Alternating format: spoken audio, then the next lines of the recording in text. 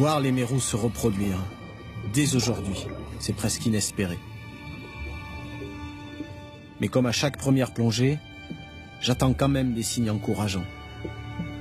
Pouvoir me dire que l'on est bien parti pour comprendre le mystère mérou. C'est-à-dire, pas seulement la manière dont ils s'accouplent, mais surtout les raisons qui les amènent à le faire une seule fois par an et tous en même temps. Et puis aussi, mesurer les conséquences sur les requins, surexcités par la présence des mérous.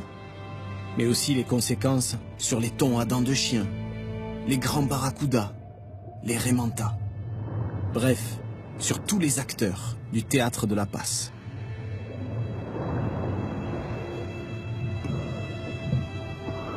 Avec tous ces prédateurs, la passe en forme d'entonnoir est le lieu parfait pour une embuscade. Et pourtant, les mérous s'y précipitent. En fait, ils n'ont pas le choix. Ils viennent chercher le courant. Le seul courant autour de l'atoll, assez puissant pour disséminer leurs œufs dans l'océan, comme le vent emporte le pollen des fleurs dans le ciel. Les mérous sont déjà nombreux. Les mâles et les femelles sont généralement indiscernables et immatures sexuellement jusqu'à 5 ou 6 ans. Pour ne rien arranger, ils sont hermaphrodites. Les femelles changent de sexe pour devenir des mâles qui vivront plus de 20 ans. Heureusement, certaines attitudes semblent évidentes. Et dès cette première plongée, nous apprenons à distinguer le sexe des mérous.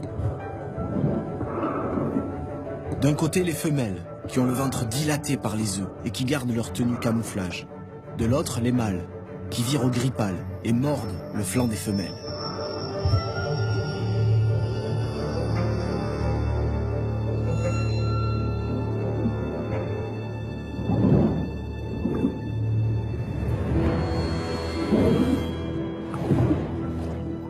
Et que signifient toutes ces confrontations?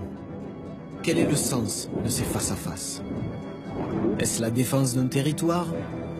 La garde rapprochée d'une femelle en attendant le jour J? Est-ce de l'intimidation entre rivaux? Des préludes au combat? Ou encore une parade de séduction?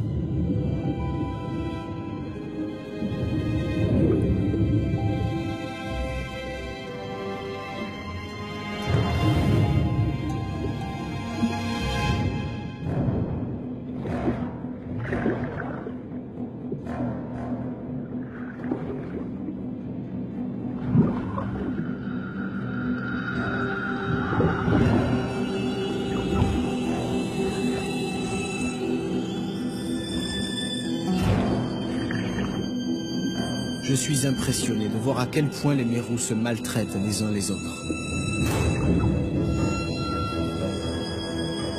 Mais il y a pire. Je m'attarde sur l'un d'entre eux. Ces 2 grandes blessures, c'est la signature d'une attaque de requin. Combien de temps sera-t-il capable de survivre dans cet état? Aura-t-il même une chance de se reproduire? Cette reproduction, dont je cherche toujours les premiers signes.